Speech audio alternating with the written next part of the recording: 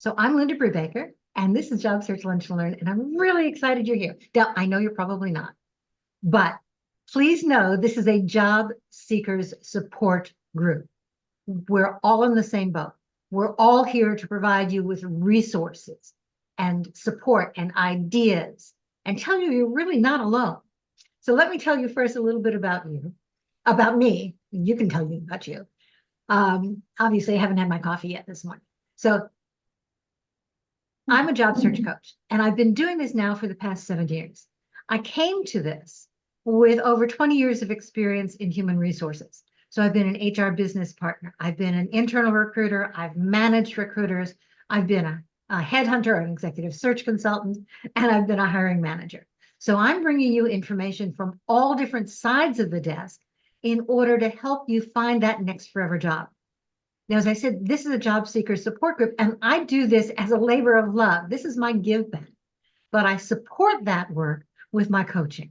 So for those of you who might be interested, and I see two of my current clients on screen right now, which is wonderful, I'm happy to work with any of you. It's a great way of providing those additional resources and support for you. And when you work with me, not only does that support my business, but my business then supports this kind of an activity. Now, there are 2 additional job search coaches who are on screen right now. And if they're willing, I would love, they're here to support me. They're here to support you. I would love it if they're willing to support you as well in terms of this opportunity. So they would please introduce themselves. And I realized that I forgot to start recording. Sue, would you like to go first? Sure. I love being here like Linda, and I love to see your faces, but I understand you need our support, and that's what we're here for. I help keep an eye on the chat, especially for Linda, and I also represent global work because I have a mentoring practice that's global in nature. I work with people all over the world. So bring the experience global here and learn from you all and your problems and welcome anybody who's new. I think there might be someone new. I'd recommend you make sure you put your LinkedIn profile URL while I have the stage into or as a reply to what you just posted so we can all connect with you and you get the benefit of thousands of network connections that Linda and Ken and I have. Thanks for letting me introduce. I forgot the most important thing. I'm the mentor with pom-poms, and I'll celebrate all the wins that we have. All right, Linda, that's my extended version. No, we appreciate that. Thank you, Ken. Well, thank you very much, Linda, for doing these events. I'm always happy to support you as well as everyone else who's on these calls. I'm also a coach, but I work specifically now with Lee Act Harrison, people that have been outsourced and helping them kind of get back into the swing of things. I actually did a post today, and this is something that I'm very passionate about working with someone locally. The idea of fractional work as a project manager and all that. It's something which is not really talked about that much. And that's a mechanism for my contact who actually wants to do fractional work. So we're actually branding these events so she can get the word out. So I would say any of you that are in job search, create your own events. You have as much information as everyone else to talk about things or do polls. So Linda, thank you very much for having these events. And Sue, love the pom-poms. And if I'm not mistaken, Sue, we're going to be seeing each other in person in North Carolina in about a month or so, maybe. Yeah, 4 weeks. Yeah. Nice. Love that. Okay, so lots of things going on. Please make sure you're including your stuff in the chat, and then let's go. So we always start these meetings, for those of you who don't know. The idea of putting your LinkedIn URL in the chat is really important. And please try and make your introductions in the chat short. We know that the longer it is, the less likely we are to read it all. If you need to do it in 2 separate links, then do it. Or 2 separate posts in the chat, do that. I do copy the chat and put it in our private group. So let me tell you what the private group is. Private group means that we list it it's on LinkedIn, but it's not listed on LinkedIn. The only way you can find it, the only way you can join that group is when you get that link from us. Okay. What that means is LinkedIn can't find it. Nobody on LinkedIn can see what you put in that group. They can't even tell that you're in the group. And we're up to about 280 some people right now, as I recall. It's a great networking place. It's a safe space. It's a way you can share information, ask questions, get support. If you've got a jobs idea, if you have a question for people, it's another way of providing that support from people that you know are in the same boat you are, who understand what's going on for you. So remember, I will put this link to the chat, or I will put the chat in that private group shortly after the meeting ends. All right. We start these meetings with quick wins. So does anybody have a quick win that they would like to share? The quick win can even be you had an interview and it didn't go well, or you had a rejection after you've been working for a while. Because those are wins too.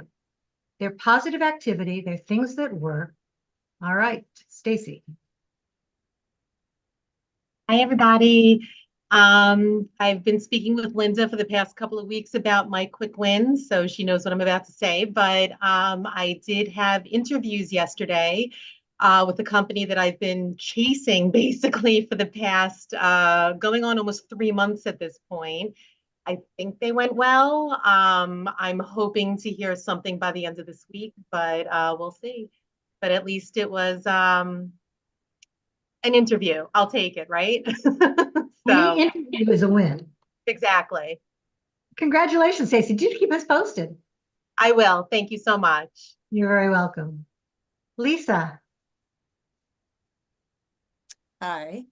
So I found out that I'm moving forward in an interview process that have done 2 interviews and have 2 more scheduled. So excited about that. Absolutely. So tell us how you found that opportunity, Lisa. This was through someone I had worked with previously. I found the opening, and then I had been in touch with this person, found that now he's working there, and he submitted me to the company. That's fantastic. Congratulations. Any other quick wins?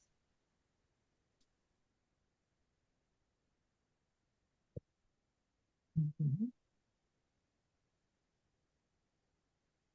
Mark. Hi, everybody. Yeah, so I had a phone screen last week, my first actual chance at an interview, and it went very well. Although admittedly, it was a little bit odd because it was a contractor. The recruiter was a contractor, and she basically read from a script, which was fine and understandable. However, she asked me 2 specific questions that the hiring manager, wanted to know, but she didn't even really understand what the questions were, and I could tell by the way she asked them. So I passed the test, so to speak, because she told me that I was going to get a move forward to the next interview process.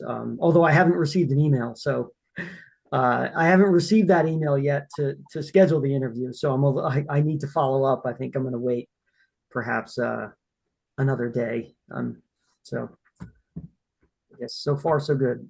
All right. So if you haven't heard back, when was the interview? Yeah, thanks. I was going to ask that question. Friday. Okay. And you sent a thank you.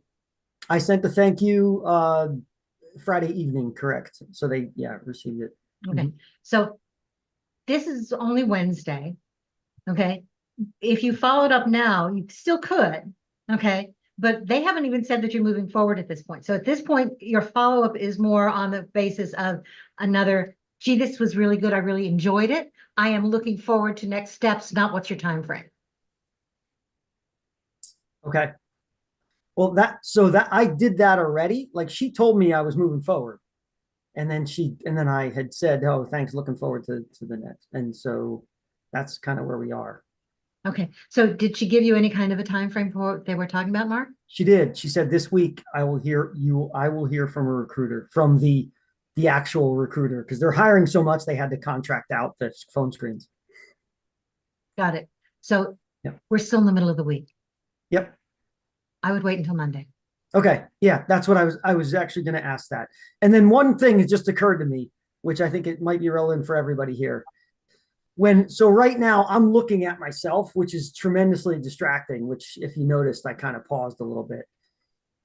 Is for those that have done for those that have done video interviews, I haven't done one. Is this what to expect? And so if so, how do you handle that? I mean, I'm looking right at myself and it's tremendously distracting. And I don't, it's not fun. Okay. Can I give you Actually, advice? great question. Can I on that? Who's this? Nancy. Sure, Nancy, if I can find you. I can speak to that question. Several of us can. Who else was Yeah, that? go for it. I'm all ears. This is Alex. Yeah. I said first Nancy because she. Okay. Did you find me? I think so. Is that you on screen? I see you, but So I see you on screen, Nancy. Nancy, yes? that's fine. And maybe this is different because I am an educator, so the interviews I'm sure are a little bit different. But I'll just tell you, there's a million video interviews as a teacher. That's what you have to do all the time when you're going for different roles or administrator roles. So at first it is a little bit like, oh my gosh. My advice is I don't know what platform they're using, but I'm happy to practice with you. If you see your face, it's a little different than if you don't see your face. So I could help you know how to navigate that depending if you know what the platform is. But just it's like a conversation. Sometimes you don't have any feedback. It's live and you're just answering questions to nobody. And it feels really weird at first, but just have little notes of what you want to say. Sometimes they'll let you re-record it, but I'm happy to practice with you because I've done it 100 times both ways. So. Okay. Thank you, Nancy. So Mark, that's great advice. Thank you. So Mark, are you talking about the one-way phone screen interview or one-way video interviews? Good question. I'm familiar with all the different ones. As a matter of fact, yesterday I was just on a webinar and I went through all those. So I'm familiar with them. I just have never done them myself. What I'm actually talking about is what we're doing here is that we are video interviewing. And then I don't know if Linda, it was what you just brought up, but I was just seeing myself in big screen. And to me, that doesn't make sense to me because like, why am I looking at myself?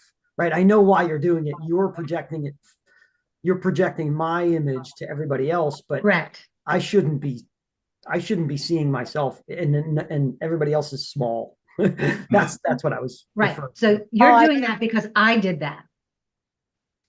Okay. Got it. So depending upon the way they set up the interview process, okay, it could be more like the way we started initially, where it's more in that gallery view. Okay. That's probably what I'm expecting. And maybe I just thought about it and I thought this group would have some experience. Right. So here's another way of doing it. After ideas. You're seeing your face. I'm sorry. I thought you meant you needed practice. That's okay. So Alan, do you have some suggestions before I give you another couple? Yes, I do. One, this Zoom with multi-users is set up so that when you're talking, you appear on the screen. When you're on an interview, usually it's one-on-one or like one, maybe three other people. But most platforms will have your face, like a little thumbnail on the right-hand side of the screen. So it's not, you can ignore it or you can get used to ignoring it. It's a lot of, especially with Teams. Teams is a common one that people use for video interviews and I'm very familiar with Google Teams. Meets. Yep. And they will automatically your picture goes in the bottom right hand corner, so it's less distracting. And I think there may even be a way to suppress you seeing it. I haven't gotten into the bowels of it, but that might be a possibility of looking at.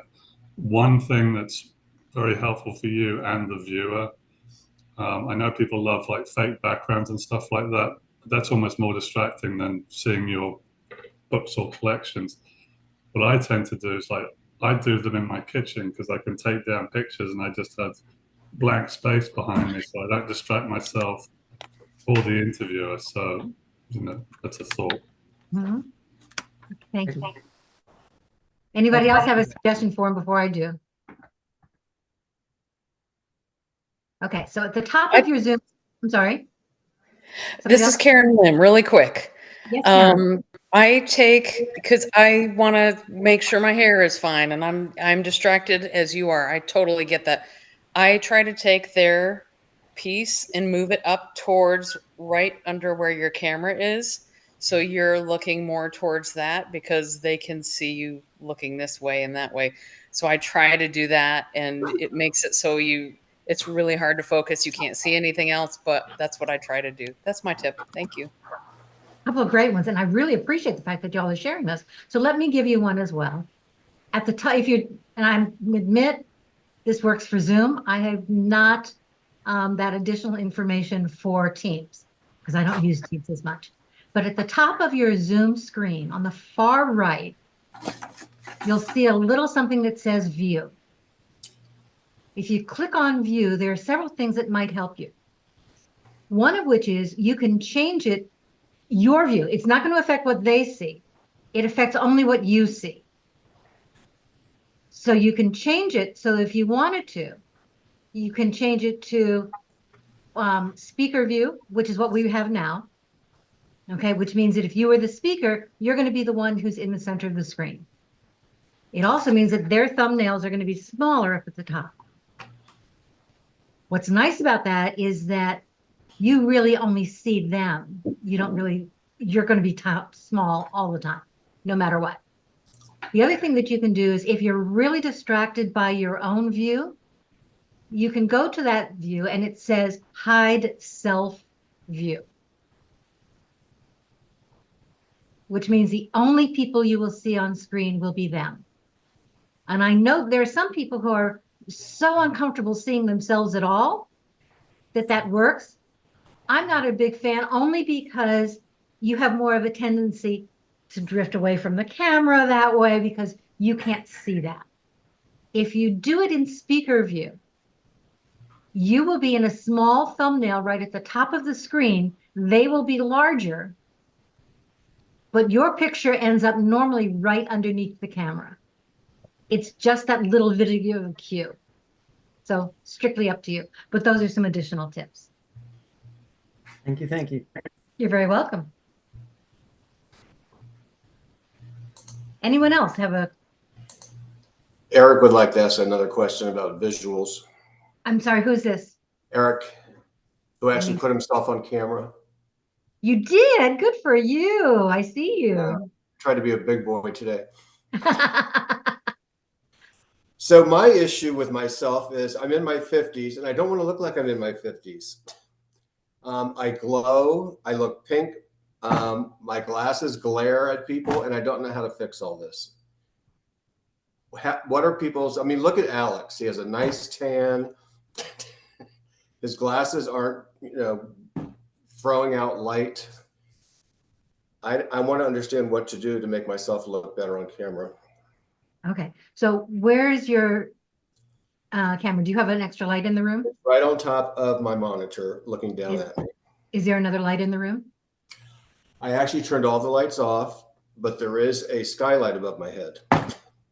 Then you may need to be in a slightly different room. Now, when you tilt your head downward a little bit, all that glare in your glasses goes away. Look, I've been wearing glasses since second grade. I understand the problem. Yeah. Okay. So is that glow just, I mean, it's obviously you can see my monitor and my glasses, right? So someone has told me about these things called circle lights or something that you can put. Called a ring light. Ring lights that you can put next to your, monitor, and somehow it does something, but I'm not sure what that means or what it might provide some additional lighting. Some of them also have a little bit of a color to them, so they might be able to add some additional brightness, okay, to your face. Depends on where it is and where it's focused. Okay, I actually have one in front of me, but at the moment it is pointed to the side. It still gives me the light without shining the light directly in my face, so it's not bouncing off my glasses. But if you've got that skylight above you, okay, that's going to be an issue. Okay, so that should be blocked out, or I should be sitting somewhere else. I might sit someplace else. Is it okay to have my door behind me with those curtains closed? That's not bothering anything, right? No, I'm saying, I mean, it's a little distracting to have that one line of light in between the curtain panels. Okay. I'm usually on a Teams call with my interviews, so I don't usually do that blurred background. You can do a blurred background on Zoom too. Oh, okay. I haven't had Zooms yet. All mine have been Teams, but can Okay. Alex tell me what he thinks? That's what I was going to add. Like I Alex. said, if you can find a space where you can just have a blank wall, just temporarily, for instance, I have pictures up now and you can see crap on my fridge and stuff like that. Yeah. Literally before an interview, I take it down. So it's just me in front of the store and the wall. I move the camera over so you could just, there's nothing behind to distract the eye. As far as light, I have the same problem actually. I actually have in my office I have a light from a company called Loom, which is on a stand, and I can move it around. And plus I have some natural light. Lucky here I had 2 windows, so I just have a lamp here, which isn't reflecting off my glasses. So it's definitely worth experimenting, and there's actually some good YouTube videos if you search on specifically on setup for interviews that are very valuable, and then that'll take one piece of the stress off it completely. That you look great when you're. I feel like I might get 50. engaged situations. By the way, you don't look 50, and I like to think I don't look 61. So. Well, you look nice and tan. What's that? I think that's a special effect from the Zoom. Nancy, did you have a suggestion? Thank you.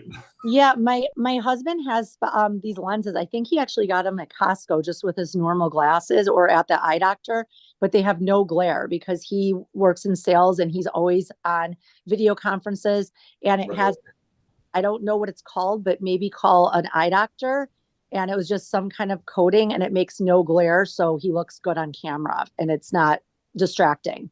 I mean, I guess I could keep them off when I'm talking to them. I don't really need to see them. Yes, you do. Nice to see But you also want them to see you the way you are. Okay. I'd also say one thing, and I hope you agree, Linda.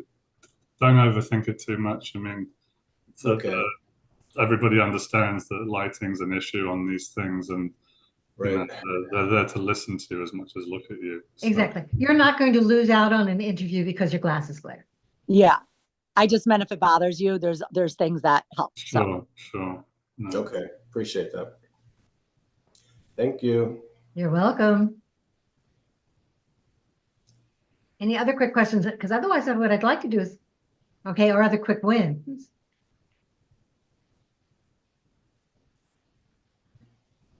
Okay. As y'all are talking, I just realized that I didn't enable my virtual background today. Just depends on where things are going. Anyway, all right. So let's talk a little bit about interviewing, because that's really what I wanted to talk about today. And I want to be able to get some questions from you all. We all know that interviews are important, and we know that interviews have changed a lot since many of us went through this process. So this is your chance to ask questions about interview.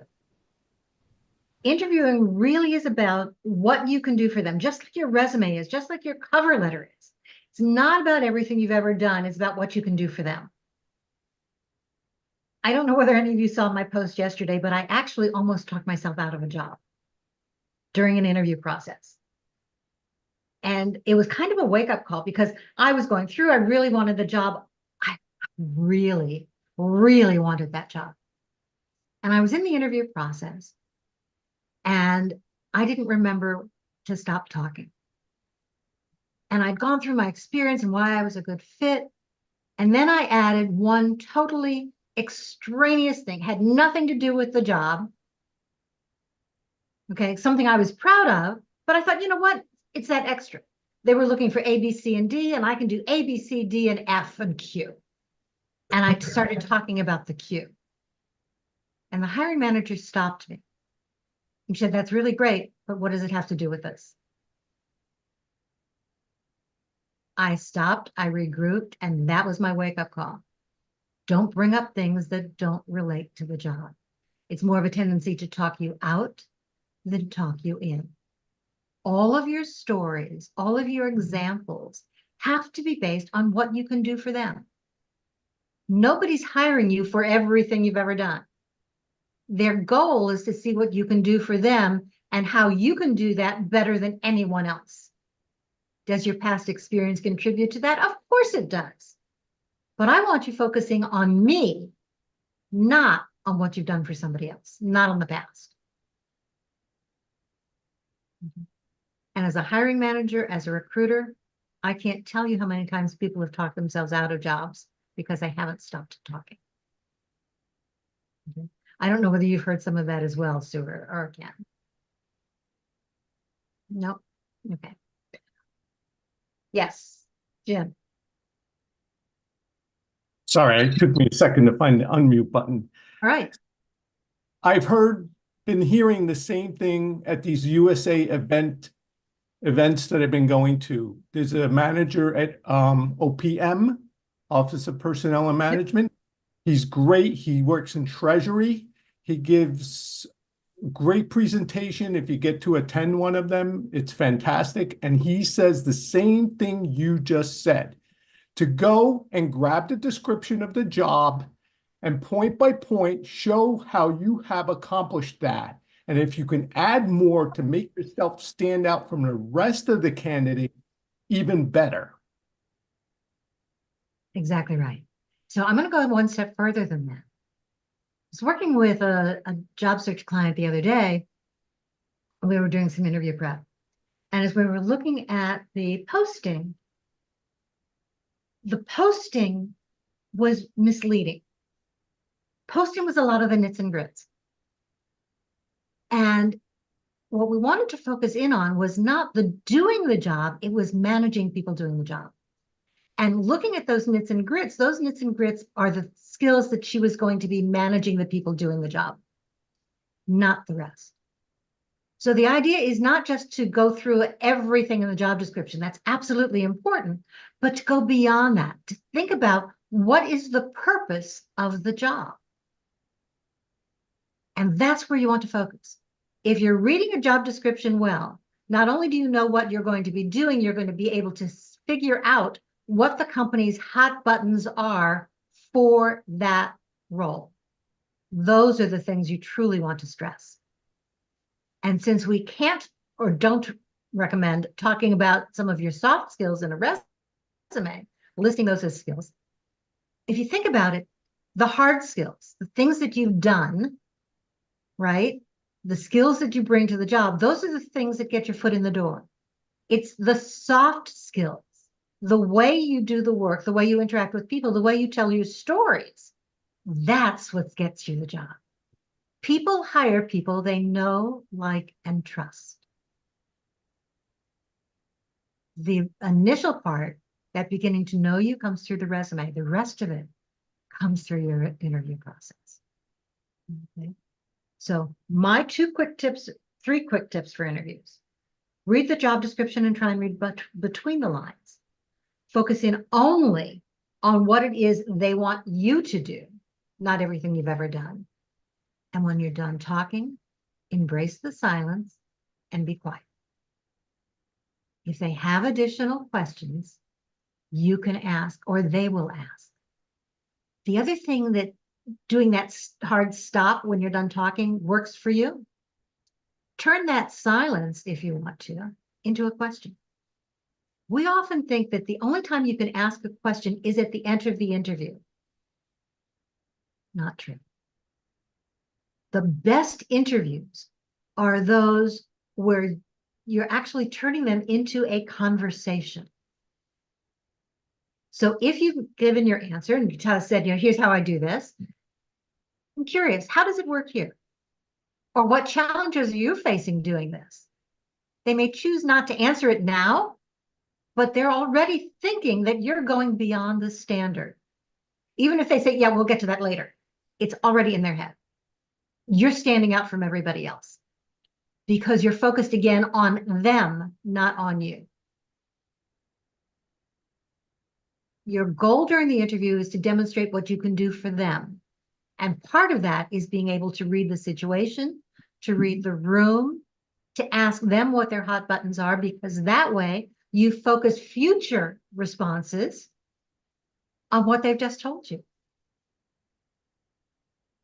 So I think it's a great way of trying to do it. But it's important to be able to adapt on the fly. So one more interview tip. We all love to practice. Don't write everything down. Please don't write everything down and try and memorize anything.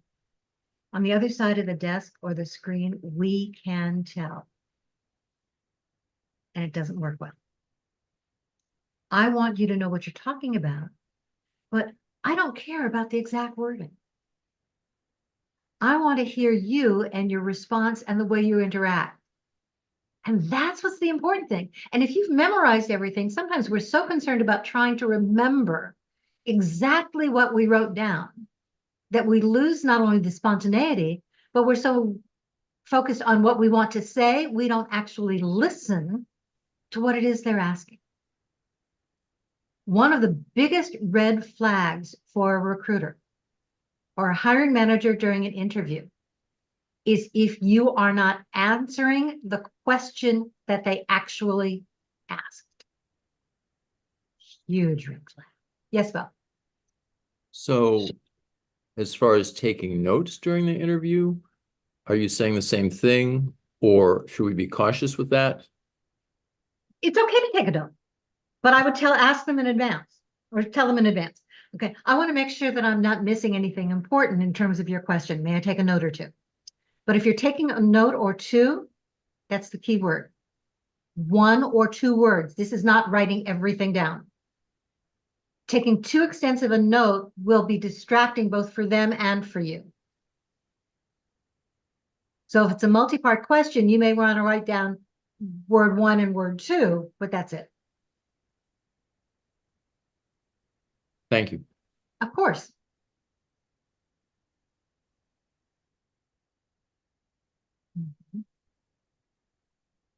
Yes, Deb.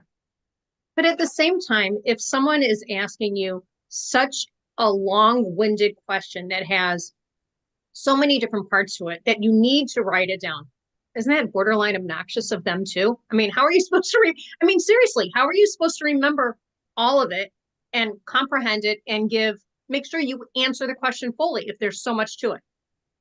And I agree. It's the wrong tactic. Compound questions don't really work well in terms of providing me on this side of the desk or the screen with the information that I'm looking for. There's nothing wrong with saying, gee, that's a really complex question. Would you mind it? Okay. I want to make sure that I'm getting it all. And So would what, you? yeah, Go what ahead. I is answered the first part and then said, would you mind repeating the second parts so that I could answer, thoroughly? Because sometimes, especially for education, it will be like, give me an example of this and this and this, and you can't possibly remember all the parts. So I answer the first part and then say, would you please share part 2 and 3 with me, or part 2, and do it that way.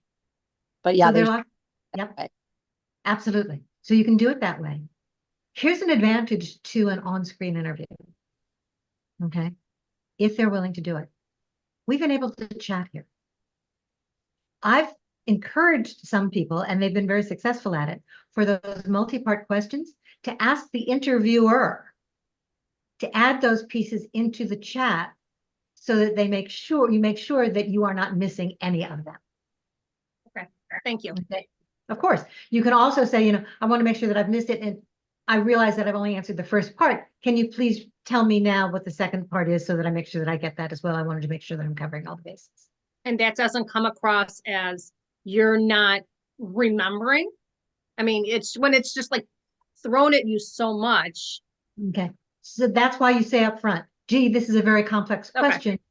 And I've taken some notes, but I want to make sure that I haven't missed any of the pieces. So I may ask you to repeat another piece of it when I finish the first. Okay, thank you. Okay. And that does come across as being not listening. That comes across as being thorough.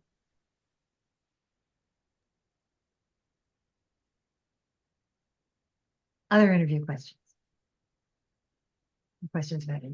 Anybody had an interview answer that they were unsure of? I'm sorry, Nancy, was that raising your hand? Yes, I just had a question. I wanted advice from all of you experts.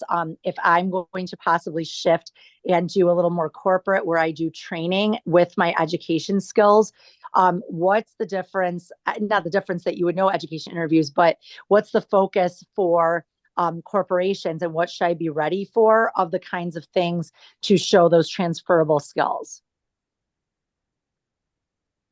So I would go back to the whole idea of what is the job looking for? As an educator, one of your advantages is the idea that you know how to talk to a variety of different audiences. Yeah. So it's basically the same kind of a thing.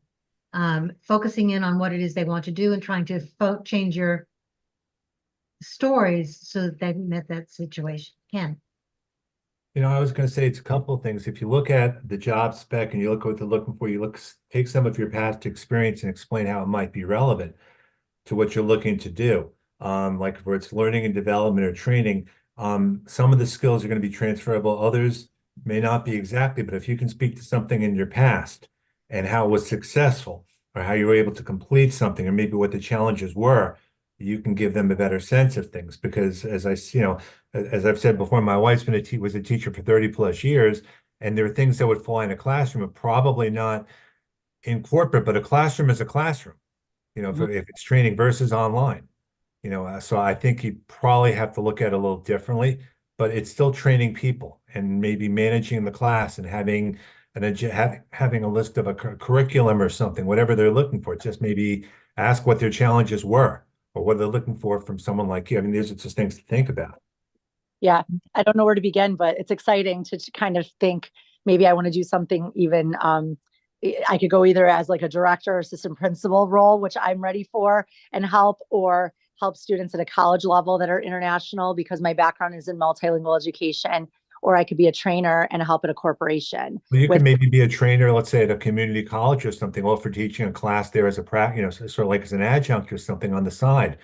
Yeah. That might be a good way to get started, again, depending on what your comfort level is. And even if nothing else, you build a relationship there, connect with someone there and just, let them know.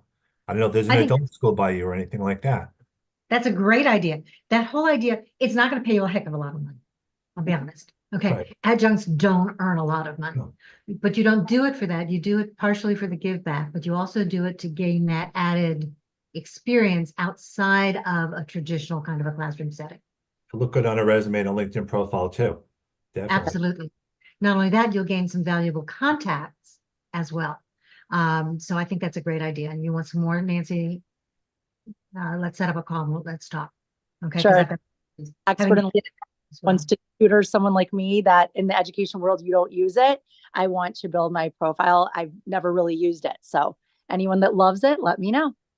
So absolutely. LinkedIn is not important in the standard classroom setting for standard teachers. It is, however, important for those moving into T&D.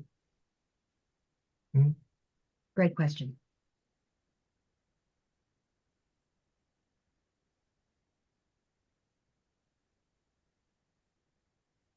I have a question about once you've answered, say, a somewhat complicated question that might have a bit of ambiguity in it, is it okay to, at the end, when you finish, saying, does that answer your question? Because I've got mixed feedback about doing that. So I'm not sure that I would use it quite that way. I might say instead, is there which part of this would you like me to talk more about? Okay. Or is there something you'd like me to talk more? That sounds more positive than did I answer your question or did I confuse you? Okay. Okay. It's same question, same result, but it's that proactive, I've answered your question. Is there something you'd like me to talk more about? So let me paraphrase it. Would it be okay to say, would you like me to elaborate on any of that? Mm-hmm. Okay. Or which of these? Okay. They may say, no, you've done fine. Okay. Absolutely. Thanks. Of course. Anyone else?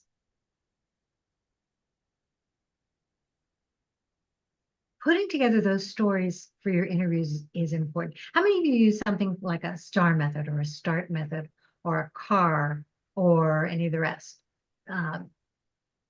Sue or Ken, do you have a preferred method of people using to put together an interview story?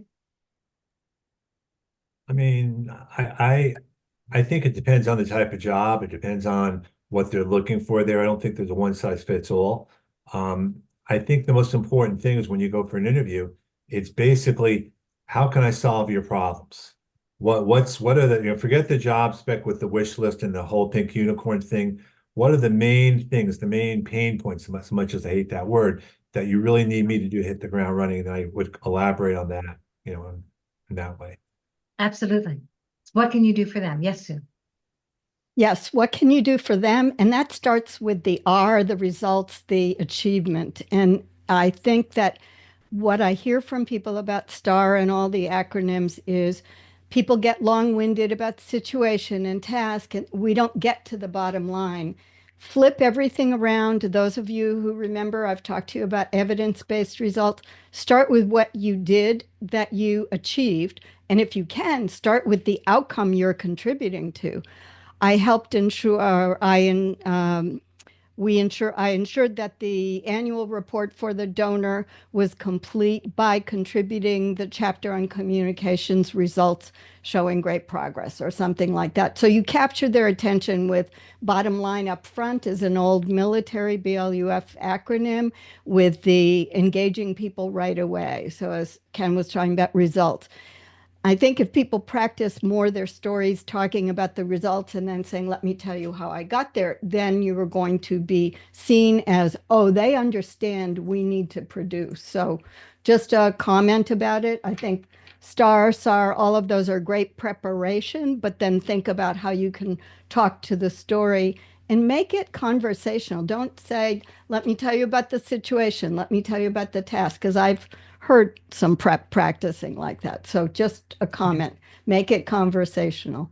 Not only that, I'm going to, if we're using the STAR method, I'm going to add an extra T at the end. Make it a start, not a star, because that last T is how does it transfer to me? What's the tie-in to my job? And as you're doing this, the STAR or START method, that's your thought process to put the story together. But when you're actually giving the story, whether it's on your resume or in your interview, you're really only talking about results, action, tie-in. Pick the stories for the tie-in. Pick the stories for the transferability. Demonstrate that in your comments. But if you're going through the entire process, I don't want the nits and grits. I get lost. I stop listening. Okay. So the START method is your back door. Okay. The back room to try and put it all together.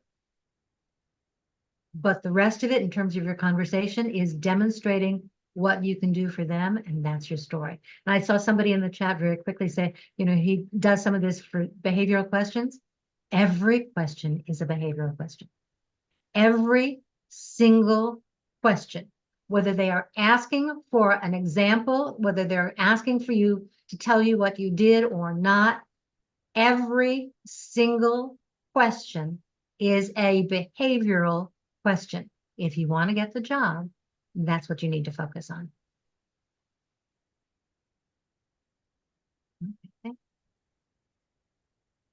I see another question. Yes, Charles.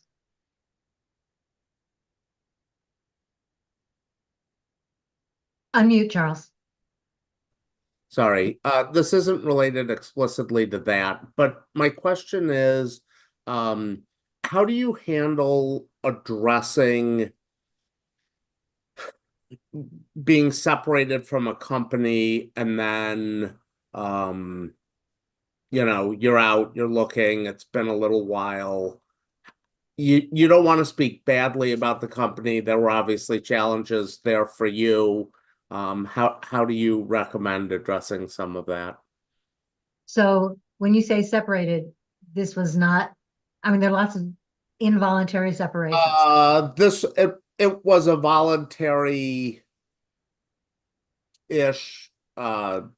choice on my part. You know, it was, we'll offer you a package, but you need to go. And that's okay. So here's the way I would phrase it. The job changed. It was no longer a fit. That's it. That has nothing to do with you. It's not a bad fit for the company. It's not a put down for anyone else. Okay. So the job changed. It was no longer a fit. My position was eliminated. And it was. Your role was eliminated. Yes? For me, it was. I mean, Did they hire somebody else to fill it, the old role? I don't know. I haven't kept up. I'm sure they were trying, yes. Were they going, do you know whether or not they were making any changes in the job? I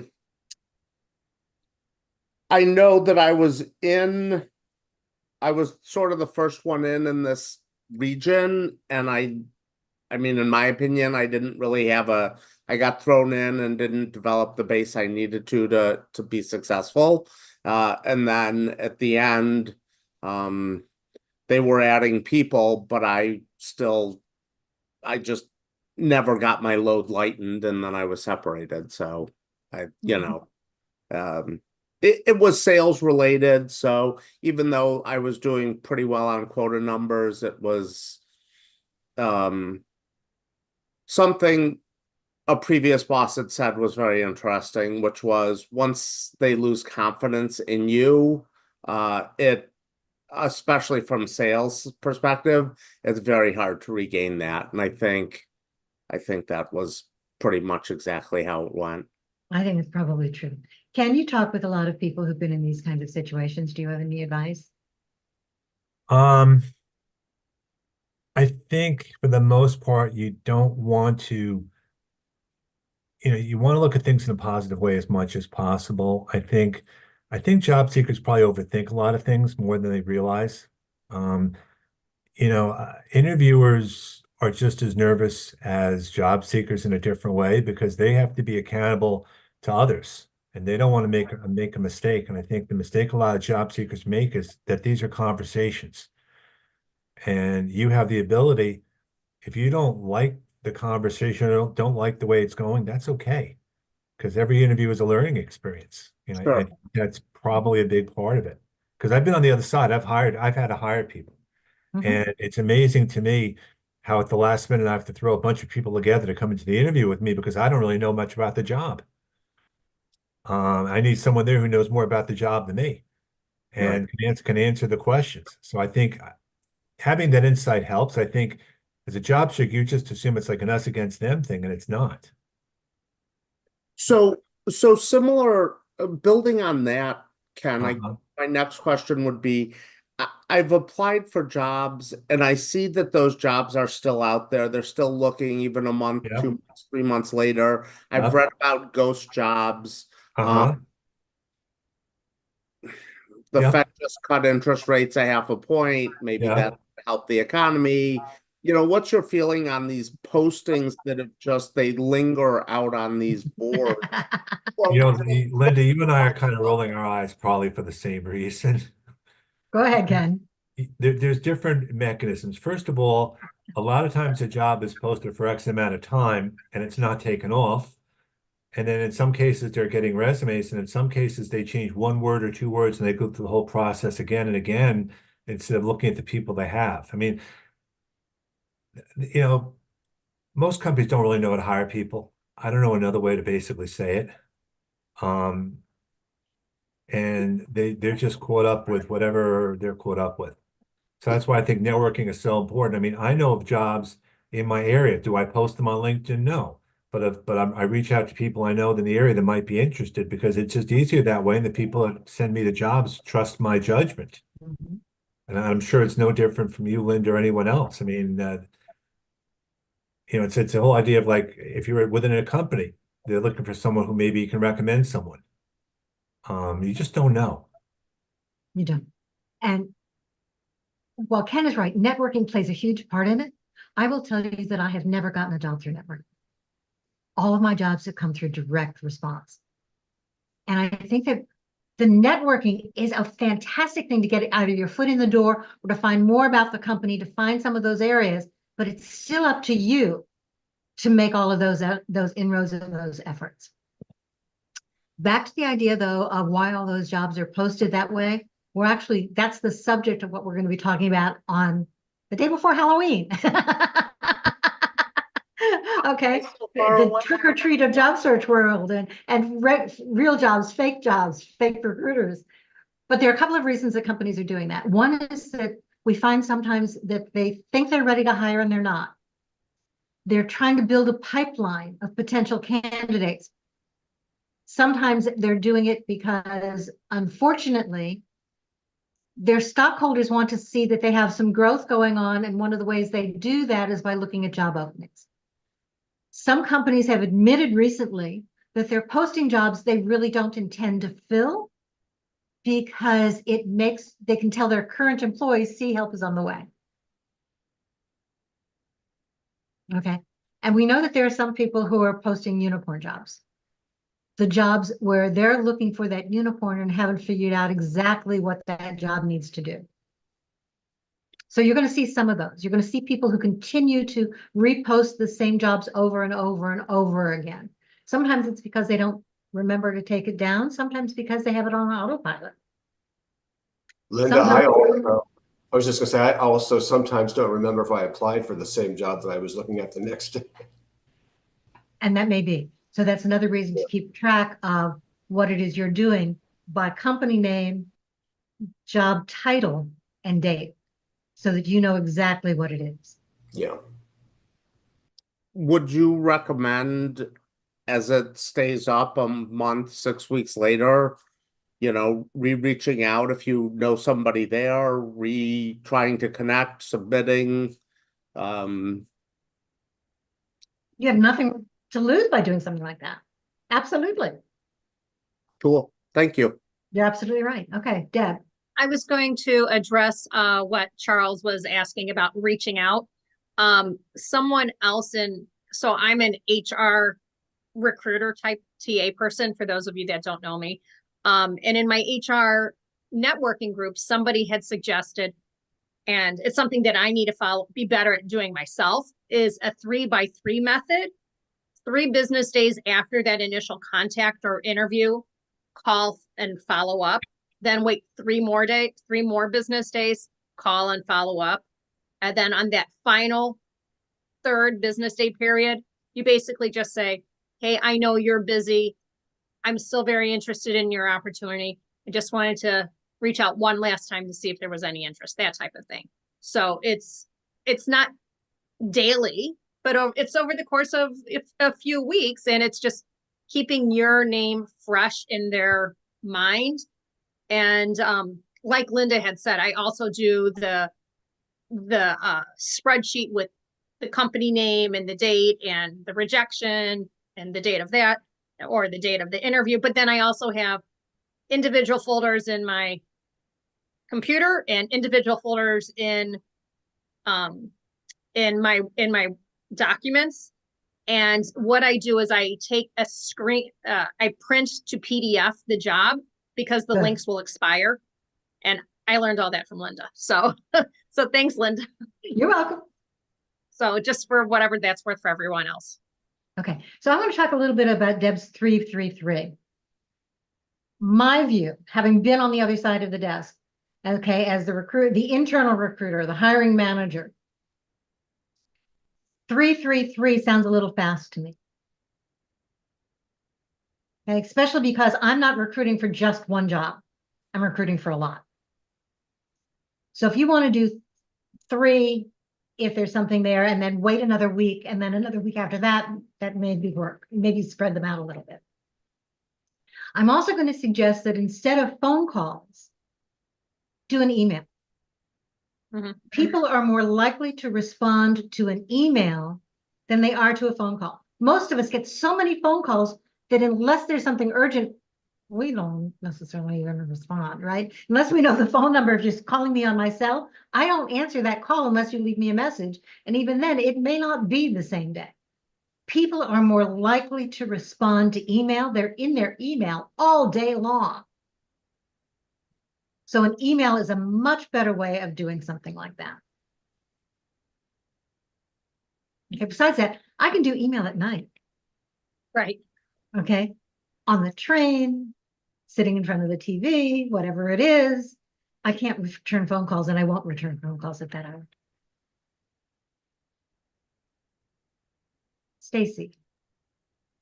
So just a little quick trick that I learned as far as tracking goes. I keep a spreadsheet where I track all the jobs that I've applied for, but specifically on LinkedIn, I don't like to apply to a job directly on LinkedIn. I'd rather go to the company's website outside of that and apply, especially if I'm concerned it may be a scam or something like that. But on the LinkedIn page, on the job page, if you hit apply, and then go back, LinkedIn will ask you, did you apply to this? And you hit yes, and it automatically files it under your applied jobs, even if you didn't apply to it through LinkedIn. So you can always go back to your little under my jobs. It gives you the jobs that you've saved and the jobs that you've applied to. You can go under applied and it'll show up there. And you can see that, yes, you applied to it outside of the company, but LinkedIn keeps the job description there for you. So you can go back and reference it. So that's not a bad idea, but absolutely do not apply to jobs directly on LinkedIn. No. You just hit apply, but then go hit the back button, but then apply outside of LinkedIn, and it'll still at least file it for you under that folder of applied. Okay. You can also just save the job on LinkedIn, and that works too. Yes. Perfect. But sometimes, again, sometimes it'll go into your archived folder if that's the case, if you just saved it. And once they no longer accept applications, it'll go into your archive folder. This way, if you put it under applied, you know it's one of the jobs that you actually did apply to, just even if you did it outside of LinkedIn. Okay, thank you for letting us know that. Yep. Okay, one more question, and then we talked about the fact of trying to do a little bit of small group networking. Okay, so if you all are interested, I can do two things. We can either do some networking after this question, or we can continue asking another couple of questions because I'm looking. Oh, actually, it's 12 o'clock. Okay, so last question. We'll do networking another day because I need to go after this. Go ahead. Okay, so I've had a couple, I shouldn't say a couple, more than a couple of ghosting situations after actually being contacted by a company for a role. I had an HR woman actually call me and tell me that the hiring manager was trying to get a hold of me and couldn't find my email. So I called her and she gave it to him. He emailed me about a position. I emailed him back to say I was interested. Never heard back from him. Tried calling her, left messages 2 times within a week. Never heard from her, so I just didn't do anything. So I just thought that was a little bit rude. It is.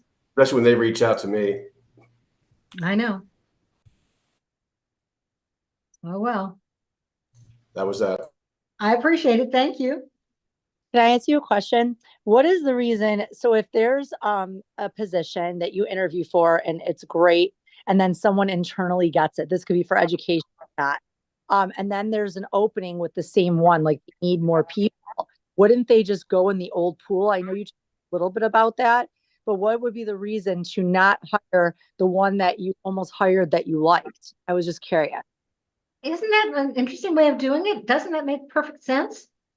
Right. Like, well, right. And so if I reach out, I don't know if that's bad, but it's just like, remember, you almost hired me. And then there was someone internally that took it. Can't you just now maybe there's another internal person that could be, but it's kind of, remember, you already vetted me 3 times and liked me. And why aren't you just calling me immediately? We have another opening. And they're not going to say it that way. So what I would do instead is that I go to them, Nancy, and say, I just noticed you had another opportunity. And it sounds very similar to the one that you and I discussed before that so-and-so was able to fill. I would love to talk to you again and move forward. I'm looking forward to new conversations. Okay. I'm trying to write what you said because it's good. Okay. It's the positive spin on it. You already did it. That's great. Okay. But this looks like a brand new position. It looks very similar. I would love to talk to you again because we had such great conversations. I'm looking forward to the next conversations for this position. Leave it alone. Okay. And call or email? Your choice, depending upon the relationship that you have with them. My personal view is that you're more likely to get a response from an email than a call. That's what I was thinking. Okay. Thank you. Good advice. Okay. Jackie. And then we have to be done for the day. Sorry. Oh, yeah, sorry, we're over time. Just a quick question. Networking. What's the best way to establish a network? What do you think? Jackie, not a quick question. Oh, Sorry. So if anybody has one quick piece of advice, that's one. The first thing, Jackie, connect with everybody in this room. You've got a LinkedIn URL for everyone in the chat. Now, when I put the chat into our private group, sometimes those links remain active, sometimes they don't. I'll do my best, but you can always copy and paste them. For many of us who still have those free accounts, that means that you don't have more than 5 connection messages a month. So my request to all of you is that if you see a connection request from anyone who is on this session, you don't need another message. Okay? Don't waste those messages. Although we're at the end of the month, and if you still have them, go ahead and use them. Because they don't carry over from month to month. But there are lots of different ways of building those networks, and that's a first start. And then we will do some more work just specifically on networking, but as I said, I'm sorry, that's not a quickie. Do you have one specific question? no, that's what I wanted to ask in general, but I'll wait for your response. Okay, we'll do our best.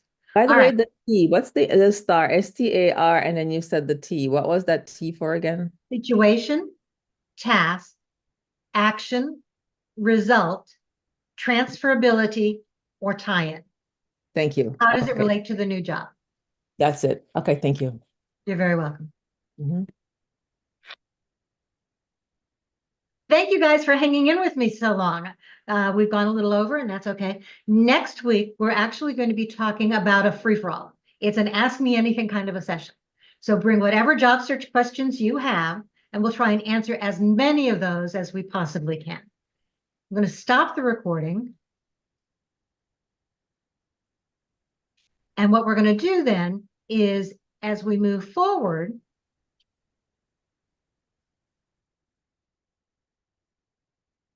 okay, remember to go ahead and copy the chat for yourself if you want. At the top of that, the chat page, you'll see 3 dots to the right of where it says Job Search Lunch and Learn. If you click on the 3 dots, it allows you to save the chat, and then you get a chance to decide where it goes. I will copy it and I will put it into our private group as well. If you haven't joined the private group, the link to the private group is in the chat in several places. You need to request access, and I am happy to add you. Okay, but I always check to make sure that you were here or that you registered for the session before you're admitted into the group. Linda, Yes, how can we save a transcript? who enabled the transcript? I don't know. On some webinars, it's available, and it seems like on some there aren't. It isn't. Right. So I will see where I can't find it. I couldn't find it to enable it before we started today, and I apologize for that. I will do it next time. But we do have an AI summary that will also go into the private group as well. Okay. And if I can find that transcript, I will get that up there too. Great, thank you. I didn't You're very realize it was the speaker who's in control of the transcript. And it may have been somebody else who enabled it because I saw it go on before I got a chance. Oh, okay. And question, how long does it usually take for you to post a chat? Because I'm in the group looking for last week's. I keep checking, and the last chat that's posted is from August 14th. And I apologize for that. I need to go back in and double check because I know I posted more. I did not post last week's. That was my mistake. I was going through some stuff on my own, but I've got it ready to post now, and then I will post the chat from today at the same time. Okay, thanks a lot. Absolutely. Other questions? Thank you all for hanging in with me. Thank you, Linda. Okay, I'm going to leave the room open just for another couple of minutes because I have something else that I need to do. Okay, so go ahead, and if you want to copy that chat, I will leave you some time to do that. But otherwise, I'll see you all next week. Have a great week. Thank you. Thank you. You're welcome.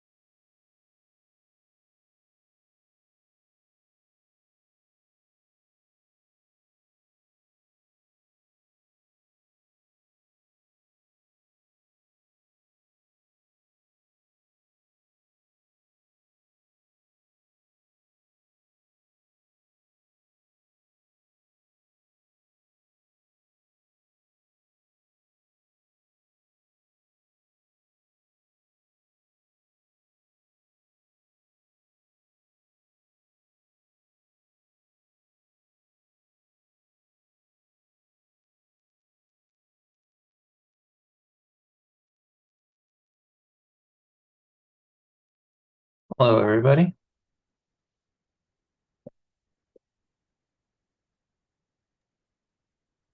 Sean, you're late. Sorry. We just. Oh, I know. Oh, okay. I know. I know. I thought this was the sort of networking portion. You're leaving the room open for a couple Was, minutes. but So normally we do that. We start it before we're done so that we can get going. But I have a meeting that actually started 10 minutes ago. I understand. Thanks. Sorry about that. I just We'll do it posted- another week. Yeah, sorry. Yeah, I just posted my link in the chat and I invited others to do the same. Perfect. Thank you. You're welcome. Sorry about that.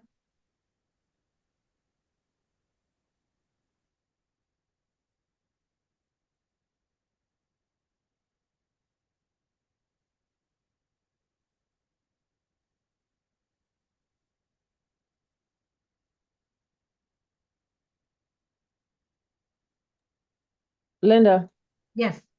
I just subscribed to your YouTube channel. There's another subscription thing you talked about. How do you subscribe to get what the notes from the chat that because I already downloaded them, but you said you were gonna post them That's all right. somewhere. So if you go into the chat, you'll see something called Lunch and Learn with Linda Private Group.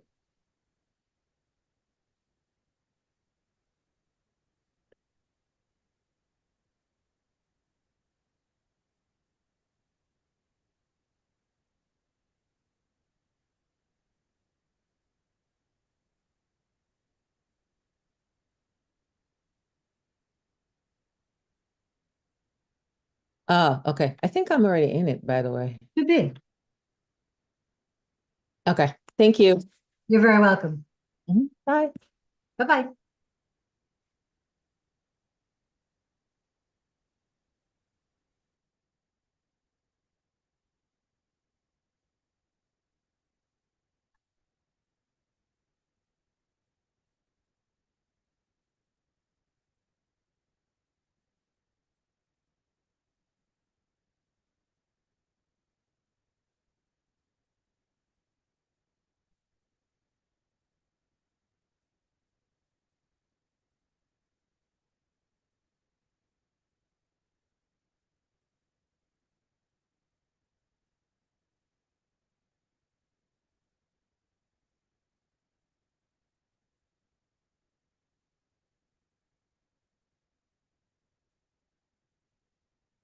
Okay, Sean, Michelle, Roshan, I'm going to be closing the room in 1 minute.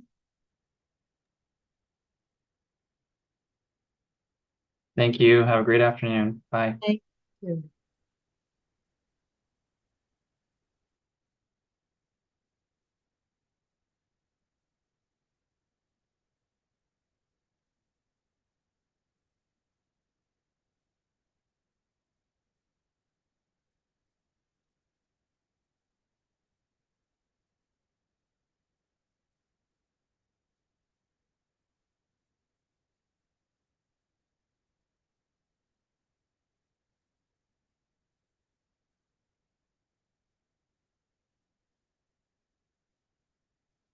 closing the room in 10, 9, 8, 7, 6, 5, 4, 3, 2, 1. Bye, guys.